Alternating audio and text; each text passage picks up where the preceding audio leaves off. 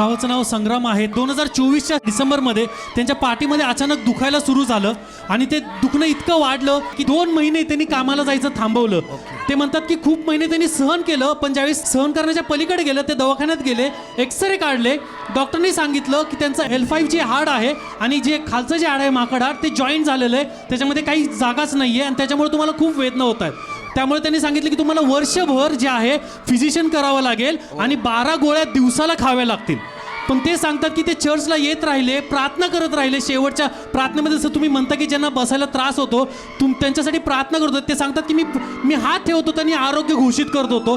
ते सांगतात की जानेवारीच्या महिन्यापासून परमेश्वर त्यांना आरोग्य द्यायला सुरू केलं आणि गेल्या आठवड्यामध्ये त्यांना पूर्ण आरोग्य मिळालेलं आहे आणि सर्व कार्य प्रभू येशूने केलंय. म्हणून ते सर्व गौरव येशूला देत आहेत. हालेलुया. आता त्रास होत नाही, काहीच होत नाही आता. आता होत नाही, बिलकुल होत नाही. मग औषध गोळ्या सगळं बंद केलं. सगळं बंद केलं. हो, देवाला धन्यवाद. पूर्ण 1 वर्षभर त्रास होत होता, पूर्ण 1 वर्ष. 1 वर्ष.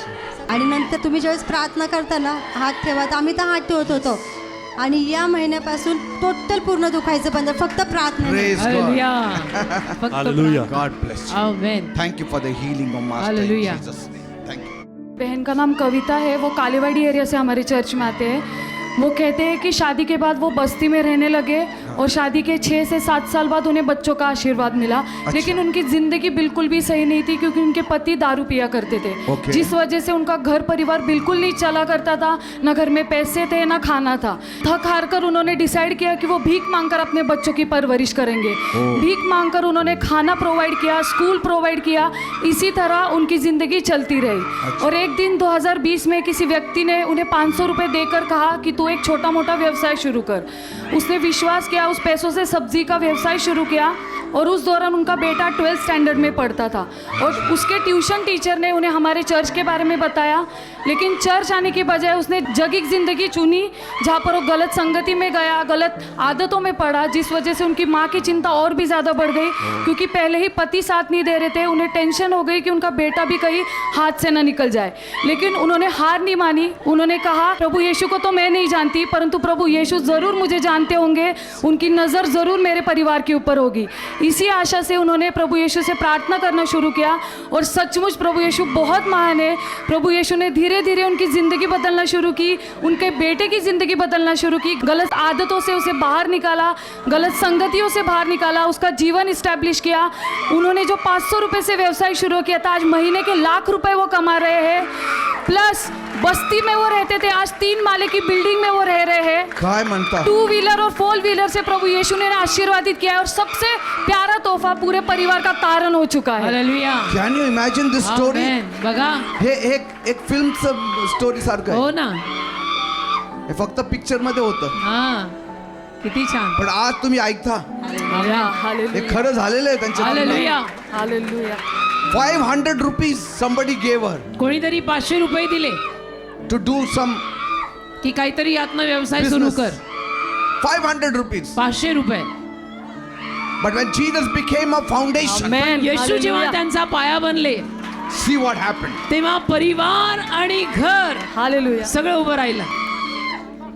Bless our Father. Let your hand be upon our life. Bless him, Father. You answer our prayers. Bless them, O Father, in Jesus' name. ते म्हणतात की त्यांचं जे फ्रीज आहे घरामध्ये ते त्याचं वायर तुटलेलं होतं आणि त्यांना काही माहीत नव्हतं की वायर तुटलेलं आहे म्हणून. आणि 8-15 मिनिटं नुसतं डोक्यात येतं, आता थरथरी आली, अरे ते बापरे. बोलताच नाही आलं होतं मला. मग घरी कोण मी नव्हतं का? माझा नवरा दारू पिऊन झोपला होता. म्हणते येशू मला वाचव, देव बाप्पा मला तू वाचव. आवाजच आहे ना मला. मग येशू नाव घेतलं नंतर मग ते माझा नवरा येऊन जरा हाताला सुटलं, मी बाहेर येऊन पडली. पण नवीन जीवन दिलं देव बाप्पाने मला. Hallelujah. Jesus. Amen. Thank you, Father, for this great love of Father. Yes God. Lord. In Jesus' name, Lord. हा भाऊ मुंडव्याहून आपल्या चर्चला आलेला आहे आणि त्याची साक्ष अशी आहे की मागच्या वर्षी जून महिन्यामध्ये त्याचा जॉब अचानक काही कारणास्तव गेला. 2 वर्ष तो तिथे फेथफुली काम करत होता, पण काहीतरी झालं आणि जून महिन्यात त्याचा जॉब गेला. आणि मग नंतर तो आपल्या चर्चला नियमित येतो शनिवारचा, आणि ऋतूतील उत्तम बीज होतं सप्टेंबरमध्ये, आणि तो म्हणला, देव बाप्पा मला मंदिरात तुझ्या पेरणी करण्यासाठी पैसे देखील नाहीये, पण तू पुरव.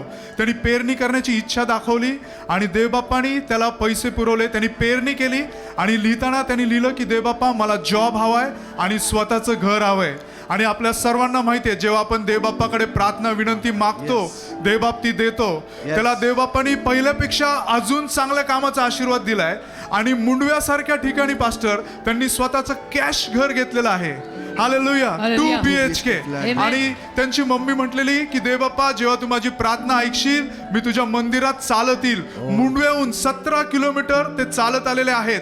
आणि हा भाऊ म्हटलेला मी इथे येऊन तुझी साक्ष देईल. आणि खरोखर हा सर्व गौरव जिवंत परमेश्वर प्रभू येशूचा आहे. 17 kilometers they came walking. 17 kilometre चालत आलात.